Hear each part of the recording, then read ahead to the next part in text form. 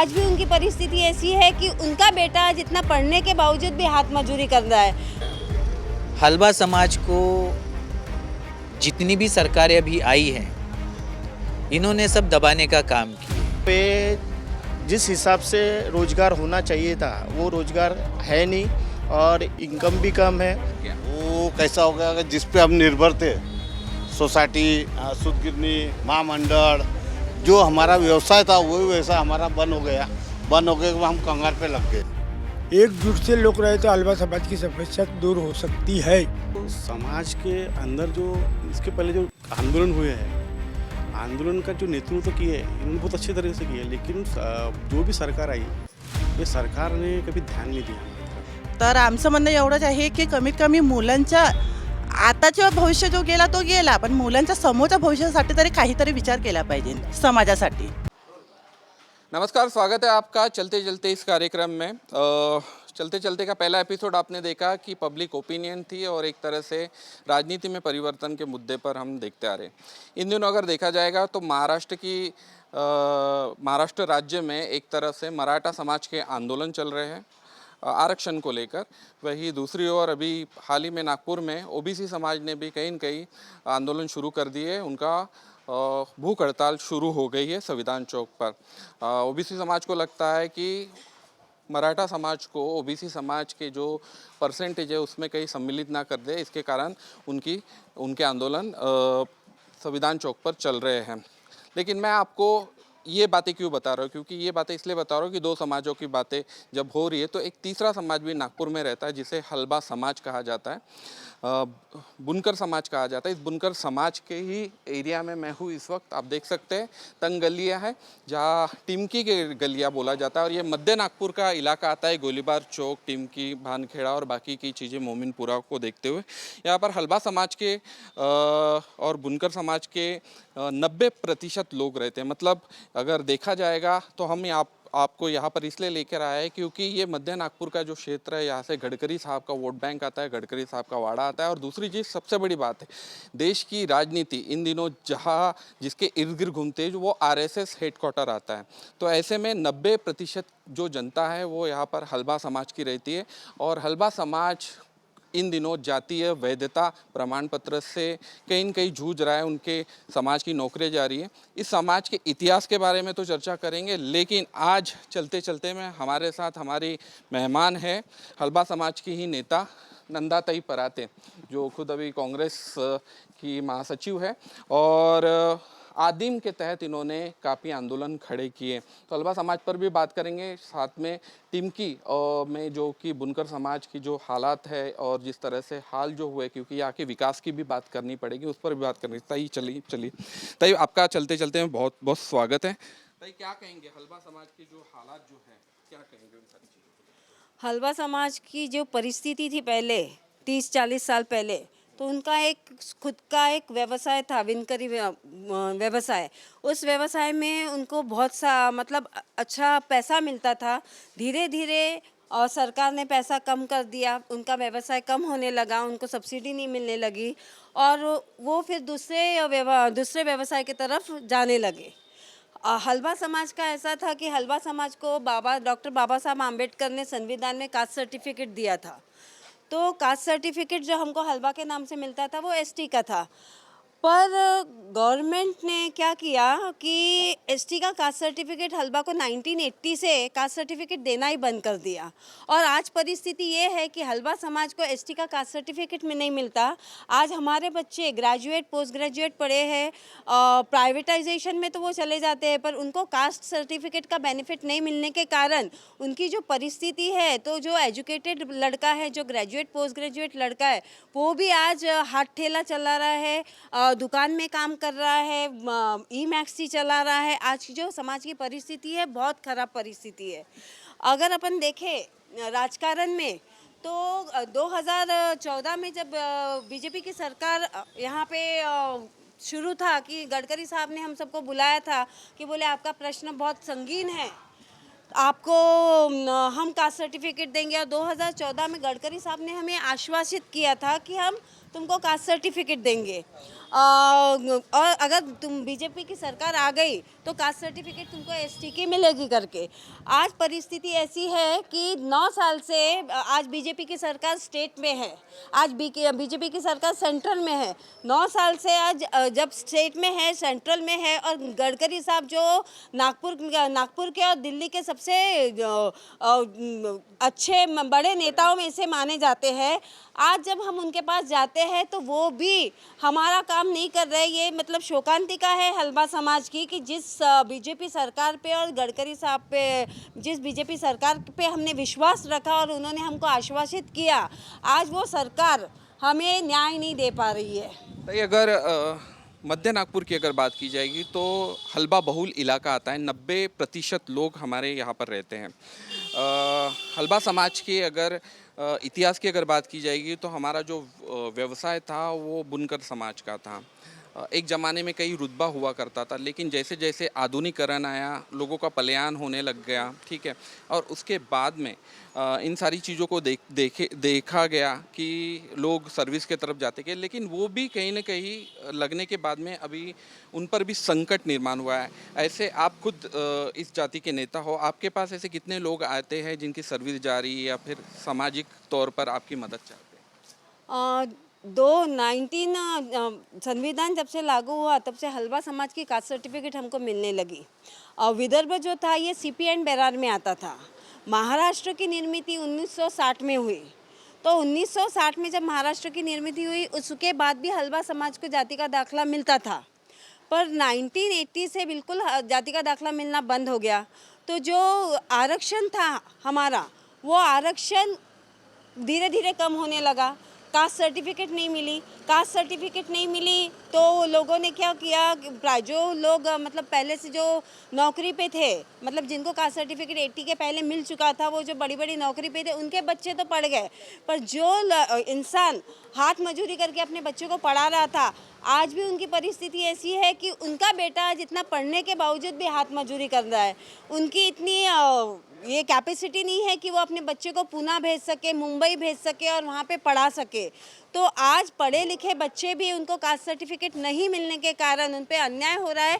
वो आज इसी एरिया में है और बहुत मतलब रिक्शा चला रहे, दुकान में जा रहे कपड़े के, कोई क्या बोलता तो ठेला चला रहा है, कोई भजे की दुकान लगा के है, मतलब वो अपने परिस्थिति के हिसाब से अपना काम कर रहे हैं। मतलब इस समाज की समस्या के तरफ किसी का ध्यान नहीं, क्योंकि उस पार्श्वभूमि पर हम बात कर रहे हैं जहाँ मराठा समाज और ओबीसी समाज के आंदोलन चल रहे हैं।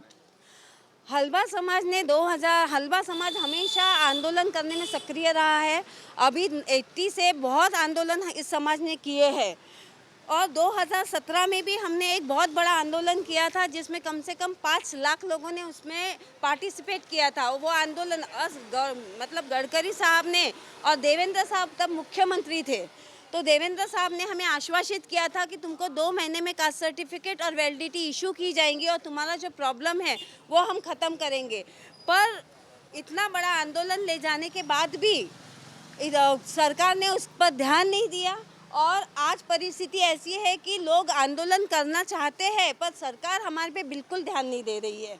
हलबा समाज के विकास की अगर बात की जाएगी तो मध्य नागपुर में आपका काफ़ी राजनीतिक कार्य रहा है कि किस विकास की अब तक 10 सालों में हो जाने को ना था जो हुआ नहीं?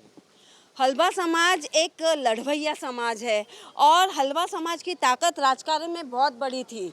जिस पलड़े पे हलबा समाज बैठ जाए उस पलड़े उसकी सरकार आती है। अगर हलबा समाज कांग्रेस के साथ है तो कांग्रेस की सरकार आती थी और आज जब हलबा समाज बीजेपी के साथ है तो आज बीजेपी की सरकार महाराष्ट्र में आती है। विदर्भ में हलबा समाज 20 आमदार चुन के तो नहीं ला सकता पर 40 आमदार गिराने की ताकत इस हलबा समाज में है। आम लोग भी उनसे भी बात करते हैं। काका आपका नाम बताइए। गोपीचंद लिमजे। निमजे जी, हलबा समाज की यहाँ पे 90% लोग रहते हैं। किस तरह का विकास हुआ है मध्य नागपुर का? ये तो मैं इसकी जानकारी नहीं रखता। मैं आप क्या कहेंगे? उसके बारे में मेरे को कुछ भी नहीं पता। आप कुछ कहना चाहेंगे? नहीं। तो लोग कहना नहीं चाह रहे। कुछ लोग हैं हमारे साथ। भाऊ क्या कहेंगे कि जिस तरह से यहाँ का विकास होना था क्या हो पाया? यहाँ का कोई विकास नहीं हो रहा है। 15 साल आमदार साहब है हमारे विकास कुमार है, पर उनका कोई ध्यान नहीं है यहाँ पे। काफ़ी कुछ समस्या है, बहुत ज़्यादा समस्या है यहाँ पे। अच्छे नए पीढ़ी को भी यहाँ पे कुछ रोज़गार नहीं मिल रहा है।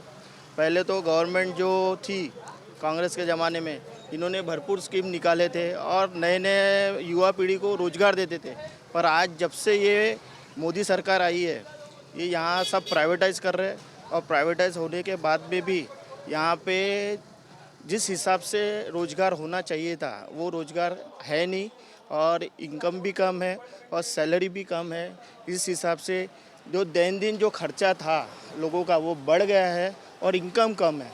उसके वजह से बहुत सी जो दिक्कतें हो रही है ये इसी क्षेत्र में सबसे ज़्यादा हमारे क्षेत्र में हो रही है, क्योंकि यहाँ आवाज़ उठाने वाला कोई नहीं है। बस इतना ही बोलूँगा मैं। और कुछ लोग हैं हमारे साथ में। हलबा समाज का जो विकास होना चाहिए था, 90% लोग यहाँ पे रहते हैं, क्या हो पाया है? और अगर हुआ है या फिर नहीं हुआ है, क्या उसकी वजह है? हलबा समाज का विकास ये काफ़ी दिनों से हुआ नहीं है, और नहीं हुआ है इसके पीछे का रीज़न आप सभी को पता है कि हलबा समाज खुलकर जानना चाहेंगे क्योंकि आज आपके क्षेत्र में घुसे हुए हैं। हलबा समाज को जितनी भी सरकारें अभी आई हैं, इन्होंने सब दबाने का काम किए। एक समाज को अगर उनका स्तर ऊंचा करना है तो उसका सबसे बड़ा कारण आरक्षण है, और हलबा समाज को जितनी भी सरकारें हैं उन्होंने आज तक के आरक्षण के बदौलत दबा के रखा। हलबा समाज को जो जगह चाहिए वो जगह आज तक के दिया नहीं। हलबा समाज का आरक्षण ये एसटी कैटेगरी से आता है, बट उसके लिए भी इन्होंने कोई तौर तरीके रखे नहीं हैं। आज कास्ट सर्टिफिकेट आपके कुछ प्रयास नहीं रहे क्योंकि लोगों की सर्विसेज जा रही है या कुछ जा रहे हैं, नेता लोगों के पास गए, क्या आश्वासन मिला? नेता देखिए, साधारण जनता, साधारण युवक अपने तरीके से आंदोलन करते हैं, आंदोलन करते रहे। हमारे काफ़ी सारे मोर्चे निकले, बट हमें सिर्फ हलबा समाज के नाम पे एक आश्वासन ही दिया गया। अब जो आप बोल रहे हैं कि जो सर्विसेज जा रही है, वो सर्विसेज क्यों जा रही है ये तो सभी को पता है, बट उसके ऊपर जो सरकारें हैं वो कोई भी रास्ता निकालना नहीं चाहती। अब सरकारें हैं, मंत्री हैं, उनके घर का कुछ नहीं जा रहा। एक व्यक्ति नहीं है, एक व्यक्ति अगर चले जाता है तो वो दूसरे को हायर कर लेंगे, बट इसके पीछे समाज का सबसे बड़ा नुकसान हो रहा है। समाज के अगर विकास की बात अगर की जाएगी हलबा समाज के, तो कितना विकास हुआ है जिस एरिया में हमारा 90% समाज यहाँ पे रहता है? नहीं, वो तो हलवा समाज का कुछ विकास ही नहीं हुआ अभी तो। जब से अपना देखो, हमारी सोसाइटी थी, सुदगिरनी वगैरह थी, पूरी की पूरी इन्होंने बेच के सब उसको बिल्डर को दे के पूरा उसका नील कर दिया, और जो कुछ बची है ज़मीन वो और किसी को बेच रहे। और उसके बाद में रही हमारी सोसाइटी थी VCW करके, वो भी इन्होंने बंद करके, सरकार ने बंद करके रख दिए। वहाँ पर भी उनका जो पैसा मिलना था, जो जिसका उसका रुका था, उनको ही पैसा अभी तक मिला नहीं। मेरा कहने का मतलब ये है कि जो समाज एक समय में धन संपन्न था, कई सारे बुनकर इस समाज में काम करते थे, इनकी कारीगरी अलग थी, उस समाज का पतन क्यों होने लग गया? वो कैसा हो गया, जिस पे हम निर्भर थे, सोसाइटी, सुदगिरनी, महामंडल, जो हमारा व्यवसाय था वही व्यवसाय हमारा बंद हो गया। बंद हो गए, हम कंगाल पे लग गए, उसके कारण हमारा पतन हो गया। सर्विसेज जो लगी थी, कितने लोग परेशान हैं? आपके फैमिली के कोई होंगे? नहीं, परेशानी सर्विस में थी भी, है भी। एक ऐसा है, जो गवर्नमेंट आती है वो परेशानी करती है, उसमें कोई परेशानी, कोई चिंता नहीं है। सरकार ने ध्यान नहीं दिया। सरकार ने ध्यान नहीं दिया, और ऊपर से क्या जो लगा उसके लिविंग थी ना, उस पर जो लिखा था उसमें उन्होंने सर्विस देना, बाद में विषय होना ही नहीं था। से फिर से बात करेंगे, आप आगे आइए। सरकार ने ध्यान नहीं दिया, क्या लगता है कि सरकार ने ही पतन किया इस समाज का? कह सकते हैं कि सरकार अगर ध्यान देती तो हलबा समाज इतना पीछे नहीं जाता। आज हलबा समाज के बच्चे भी मतलब गवर्नमेंट सर्विस में होते, अच्छे पदों पे होते, पर बीजेपी की जो सरकार है उन्होंने हमको आश्वासित करके हमारा मतलब ऐसा बोलो कि हलवा समाज से सब कुछ लूट लिया। गडकरी साहब के पास आप गए होंगे निवेदन देकर, क्या आश्वासन मिला था और अब क्या? 2014 में हम गडकरी साहब से मिले। गडकरी साहब ने ये शब्द दिया था हमें कि अगर बीजेपी की सरकार चुन के आती है तो हलवा समाज का प्रॉब्लम 1 महीने में सॉल्व हो जाएगा करके। पर जब बीजेपी की सरकार चुन के आई स्टेट में भी और इसमें भी सेंट्रल में, तो उन्होंने फिर हमें बुलाना शुरू किया। हम हर 1 महीने में उनसे जाके मिलते थे कि सर अभी हमारा काम कर दो। सारे प्रूफ्स हमारे पास थे, सब जीआर हमारे पास थे। हमें एक ही अमेंडमेंट चाहिए था कि जो विदर्भ में हलवा समाज है उन्होंने विनकरी का व्यवसाय किया, उन्हें कोष्ठी करके जाना जाता है, पर उनकी जो जमात है वो हलवा है। बस वो एक छोटा सा अमेंडमेंट हमें करवाना था सेंट्रल गवर्नमेंट से, ताकि हलवा समाज को उसका बहुत बड़ा फ़ायदा मिलता और सारे बच्चों को कास्ट सर्टिफिकेट और वैलिडिटी मिलती। ताई, एक विधायक है हमारे मध्य नागपुर के, क्या उनके तरफ आपने निवेदन नहीं दिया और उनका किस तरह से रुख रहा? हमारे समाज का एक ही विधायक है जो हमारे समाज की जो हमारे समाज को लेके चलना चाहिए, ऐसा सबकी इच्छा है। पर विधायक जो है वो अपने इससे काम करते होंगे, मुझे तो पता नहीं वो क्या करते हैं। कोशिश जारी है उनकी। और भी लोग हैं। काका, आपसे बात करना चाहेंगे। हलवा समाज का विकास क्यों नहीं हो पाया अगर बात की जाएगी, जब मराठा समाज और ओबीसी समाज के आरक्षण की यहाँ पे बात चल रही है, क्या कहेंगे? सर हलवा समाज के एकजुट से लोग नहीं रहते, चाहे कांग्रेस पक्ष रहो या बीजेपी रहो। एकजुट से लोग रहे तो हलवा समाज की समस्या दूर हो सकती है। नेतृत्व आमरण उपोषण सब कर चुके हैं, 30 साल से समस्या दूर नहीं हो रही। सर कितने आंदोलन खड़े किए? बहुत से आंदोलन था, गांधी बाग में हुए, यहाँ हुए, गोलीबार चौक पे हुए, आंदोलन किए। बस इतना ही कहना। समस्या नहीं हो। समस्या दूर नहीं होती। क्या कहेंगे कि आप युवा है और हलवा समाज की जिस तरह से अभी यहाँ आर्थिक समस्याओं का सामना करना पड़ रहा है, युवाओं बेरोजगार है हलवा समाज के, कई लड़के जो है, लड़कियाँ भी, औरतें गांधी बाग इतवारी क्षेत्र में 3000 5000 इसमें काम कर रहे हैं। बहुत दुर्दैवी हालत है इस समाज की। और इसका कारण, मुख्य कारण अगर देखा जाए तो समाज के अंदर जो इसके पहले जो आंदोलन हुए हैं, आंदोलन का जो नेतृत्व किए इन्होंने बहुत अच्छे तरीके से किए, लेकिन जो भी सरकार आई, ये सरकार ने कभी ध्यान नहीं दिया हमारी तरफ। लाखों की संख्या में इसके पहले आंदोलन हुए हैं, लेकिन उसका कोई नेतृत्व करने वाला जो अभी जो 3 टर्म से अभी यहाँ पे आमदार जी है, उन्होंने कोई भी विषय को उपस्थित नहीं किया विधानसभा के अंदर। ये खंत की बात है। ऐसे ही करते करते अगर हमारे समाज का ही आमदार हमारा विषय अगर नहीं रखते हुए तो कैसा हो सकेगा? नहीं, लेकिन उन्होंने विषय रखे, क्या ऊपर से कोई दबाव लगता है? हाँ, दबाव है, पार्टी का दबाव है उनके ऊपर, और उस कारण से वो कर नहीं पा रहे हैं। कितने लोगों की सर्विसेज पर गाज आई है यहाँ पे तो समझ लो लाखों लोग होंगे पूरे विदर्भ में और पूरे महाराष्ट्र में, और बाहर भी है, जहाँ पे सेंट्रल गवर्नमेंट में भी कुछ लोग हैं जिनको नौकरी से निकाला गया है, कुछ स्टेट में भी है, उनका भी है। ये समस्याएं सब तरफ है, ऐसा मुझे लग रहा है। ताई, दबाव में है कहीं ना कहीं यहाँ के विधायक, ऐसा लोगों का कहना है। आप क्या कहेंगे? लोगों ने जब विधायक करके चुन के दिया है और लोगों ने जब उस पर विश्वास डाला है, तो उसमें मुझे ऐसा लगता है कि उन्होंने समाज में वो प्रश्न उठाना चाहिए। आज समाज उसको एक हमारा नेता करके हम उनके तरफ देखते हैं, तो समाज की जो भी समस्या है उन्होंने वो पार्टी में और विधानसभा में रखनी चाहिए, ये मैं चाहती हूँ। आने वाले दिनों में चुनाव है। नेता यहाँ से कहीं न कहीं लोग नाराज है नेता पर, क्या कहेंगे? आप भी एक पार्टी को ज्वाइन कर चुकी है, क्या करेंगे? लोगों का विश्वास जिस पे होगा, लोग उस पे आगे उसको चुन के लाएंगे।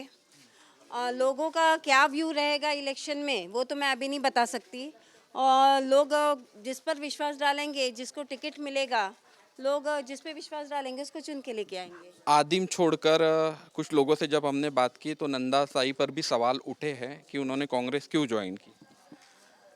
एक्चुअली मैं आदिम करके एक जो मेरा संगठन था, मैं उसमें 22 साल से काम कर रही हूँ, और जब मैंने देखा कि 2014 में मैंने गडकरी साहब को बोला था कि सर हमारा समाज का एक प्रॉब्लम है वो सॉर्ट आउट कर दीजिए तो हम आपको साथ देंगे। और गडकरी साहब ने हमें वचन दिया था कि अगर मैं चुन के आता हूँ तो मैं आपका प्रॉब्लम सॉल्व कर दूँगा। आज 9 साल हो गए, 5 साल हो गए थे, मैं उनके पीछे मतलब 1 महीने में, 15 दिन में, 8 दिन में, जैसे जैसे हमको दिल्ली बुलाते थे, हम दिल्ली मुंबई उनके पास जाते थे, अपना प्रॉब्लम लेके उनको सब जिया दिखाया, उनको पूरा अमेंडमेंट का नोट दिया। सब देने के बावजूद भी जब 5 साल हमारे हाथ में कुछ भी नहीं आया तो मुझे ऐसा लगा कि आदिम के माध्यम से तो मैं लड़ रही हूँ, पर बड़े झाड़ के नीचे अगर छोटा झाड़ रहता है तो वो पनपा नहीं जाता, वो मर जाता है। इसलिए मैंने आदिम को बंद नहीं किया। आज भी मैं आदिम नेता करके ही लोग मुझे जानते हैं, पर मैंने एक ऐसी पार्टी ज्वाइन किया कांग्रेस करके जिसकी विचारधारा मुझे बहुत अच्छी लगी। गांधी जी की विचारधारा है, उसमें बाबा साहब की विचारधारा है, भगवान बिरसा मुंडा की विचारधारा है। ये विचारधारा को लेके ही मैं कांग्रेस में आई और कांग्रेस की जो विचारधारा है इंदिरा गांधी, वो न्याय देने की विचारधारा है।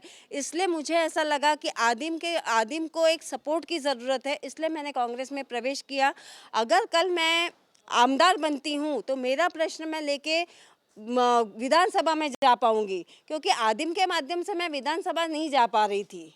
भले ही लोग मेरे साथ थे, पर इलेक्शंस में कैसा होता है, इलेक्शन पैसे से चलता है। इलेक्शन में फिर जितने भी समाज के लोग हैं वो अपनी अपनी पार्टियों का काम करते हैं। समाज के साथ भले ही वो 5 साल रहते हैं, पर इलेक्शन के वक्त आया कि वो अपनी अपनी पार्टी देखते हैं। तो मैंने जब देखा कि ये लोग सब अपनी अपनी पार्टी में जाते हैं, तो कांग्रेस ही एक ऐसा पक्ष है जो इस समाज को शायद न्याय दे सकता है, और इसलिए मैं कांग्रेस पक्ष में आई।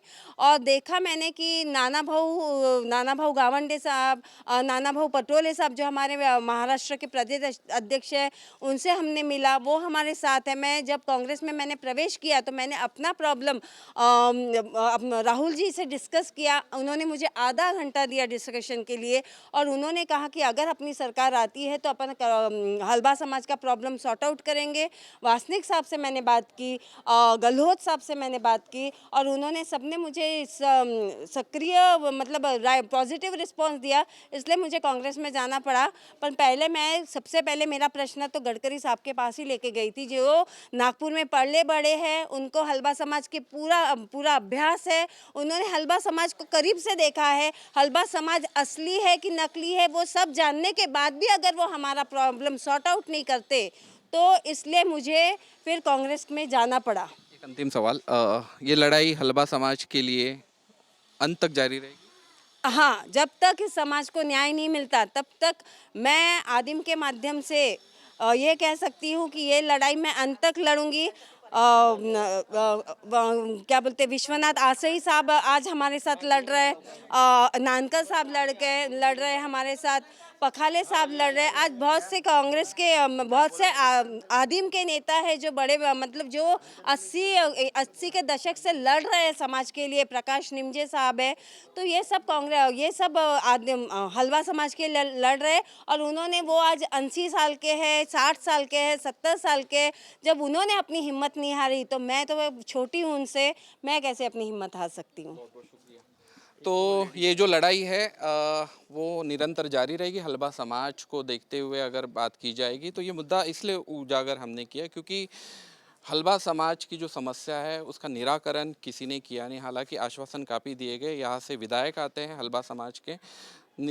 गडकरी साहब कद्दावर नेता है, काफ़ी बड़े नेता है। सेंट्रल और स्टेट में भारतीय जनता पार्टी की सरकार है। बावजूद इसके हलबा समाज के साथ अन्याय होता है, उनको वैलिडिटी नहीं दी जाती, उनको जातीय वैधता सर्टिफिकेट नहीं दी जाती है। तो वो कहीं ना कहीं सवाल निर्माण होने वाला कहीं ना कहीं एक बहुत बड़ा सवाल है। और इसी बात को देखते हुए सारी चीज़ें यहाँ पर हमने रखी। चलते चलते में बात हो रही थी नंदाताई पराते से। हालांकि सरकार और बाकी की चीज़ों पर कहीं न कहीं सवाल हमेशा उठते रहे, लेकिन मध्य नागपुर से आज बात जो हो रही थी वो हलबा समाज की हो रही थी। लोगों की राय रखी और हलबा का जो व्यवसाय था उन सारी चीज़ों को रखते हुए बाकी की चीज़ें हमने रखी। तो चलते चलते में फिर मुलाकात होगी आपसे किसी नए मुद्दे के साथ। तब तक के लिए नमस्कार। आज भी उनकी परिस्थिति ऐसी है कि उनका बेटा जितना पढ़ने के बावजूद भी हाथ मजूरी कर रहा है। हलबा समाज को जितनी भी सरकारें अभी आई हैं इन्होंने सब दबाने का काम किया। पे जिस हिसाब से रोजगार होना चाहिए था वो रोजगार है नहीं और इनकम भी कम है। वो कैसा हो गया कि जिस पे हम निर्भर थे, सोसाइटी, सूद गिरनी, महामंडल, जो हमारा व्यवसाय था वही व्यवसाय हमारा बंद हो गया। बंद हो गए तो हम कंगाल पे लग गए। एकजुट से लोग रहे तो हलवा समाज की समस्या दूर हो सकती है। तो समाज के अंदर जो इसके पहले जो आंदोलन हुए हैं, आंदोलन का जो नेतृत्व किए इन्होंने बहुत अच्छे तरीके से किया, लेकिन जो भी सरकार आई ये सरकार ने कभी ध्यान नाही दिया। तर आमचं म्हणणं एवढंच आहे की कमीत कमी मुलांच्या आताच्या भविष्य जो गेला तो गेला, पण मुलांच्या समोरच्या भविष्यासाठी तरी काहीतरी विचार केला पाहिजे समाजासाठी.